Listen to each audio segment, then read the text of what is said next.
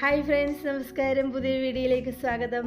ഇന്നത്തെ വീഡിയോയിൽ പാലക് പൊറോട്ടയുടെ റെസിപ്പിയാണ്. പാലക്ക് വെച്ചിട്ട് നമുക്ക് പൊറോട്ട തയ്യാറാക്കുന്നത് എങ്ങനെയാണെന്ന് നോക്കാം. വീഡിയോയിലോട്ട് കിടക്കാം. Welcome to my channel VBH home. ഒരു ബൗളിലേക്ക് ഞാൻ 2 കപ്പ് ഗോതമ്പ് പൊടി ഇട്ട് കൊടുക്കുന്നുണ്ട്. ഇതിലേക്ക് ഒരു 1/2 ടീസ്പൂൺ കാശ്മീരി മുളക് പൊടിയും 1/4 ടീസ്പൂൺ ജീരകവും 1 ടീസ്പൂൺ ഉപ്പ് ടേസ്റ്റിന് ആവശ്യമുള്ളത് ചേർത്ത് കൊടുക്കുക. ഫ്ലേവർലെസ് ആയിട്ടുള്ള കുക്കിംഗ് ഓയിൽ 1 ടേബിൾ സ്പൂൺ കൂടെ ചേർത്ത് കൊടുത്ത് നല്ലതുപോലെ ഓയിലും മുളക് പൊടിയും ഗോതമ്പ് പൊടിയും മിക്സ് ചെയ്തെടുക്കുക. അതങ്ങനെ മിക്സ് ചെയ്തെടുത്തതിന് ശേഷം ഇതിലേക്ക് പാലക്ക് ചേർത്ത് കൊടുക്കുന്നുണ്ട്.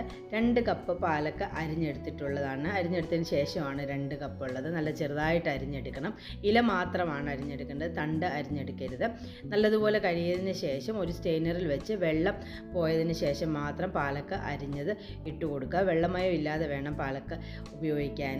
ഗോതമ്പ് പൊടിയിലേക്ക് ഇട്ട് കൊടുത്തതിന് ശേഷം ഒന്ന് മിക്സ് ചെയ്യുക. ഇതിലേക്ക് വെള്ളം ഒഴിച്ച് കൊടുത്ത് നല്ല ഒരു സോഫ്റ്റ് മാവായിട്ട്, ചപ്പാത്തിയൊക്കെ ഉണ്ടാക്കുന്നത് പോലെയുള്ള ഒരു സോഫ്റ്റ് മാവായിട്ട് നല്ലതുപോലെ കുഴച്ചെടുക്കുക. നല്ലൊരു ഹെൽത്തി റെസിപ്പിയാണ്.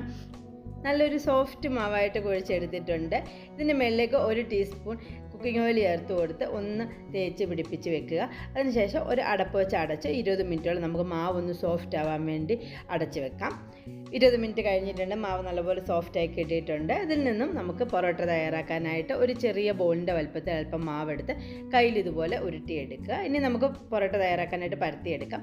അല്പം ഗോതമ്പ് പൊടി പരത്തുന്ന പലയിലേക്ക് ഇട്ട് കൊടുത്തതിന് ശേഷം നമ്മൾ ഉരുട്ടിയെടുത്തിട്ടുള്ള മാവിൻ്റെ ബോള് ഇതുപോലെ ഗോതമ്പ് പൊടിയിലൊന്ന് മുക്കിയതിന് ശേഷം പരത്തിയെടുക്കുക. ഇഷ്ടമുള്ള ഷേപ്പിൽ നമുക്ക് പരത്തിയെടുക്കാവുന്നതാണ്. ഇപ്പോൾ നമ്മൾ ഒരു പൊറോട്ടയ്ക്ക് പരത്തിയെടുത്തിട്ടുണ്ട്. ഇത് നമുക്ക് ചുട്ടെടുക്കാം.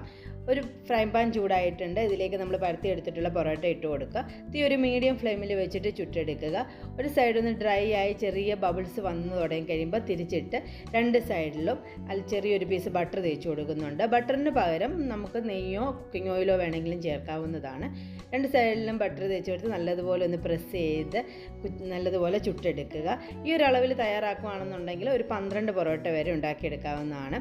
വീഡിയോ ഇഷ്ടമായാൽ സബ്സ്ക്രൈബ്, ലൈക്ക് ആൻഡ് ഷെയർ. പുതിയൊരു വീഡിയോ ആയിട്ട് കാണുന്നേരം വരെ ബൈ.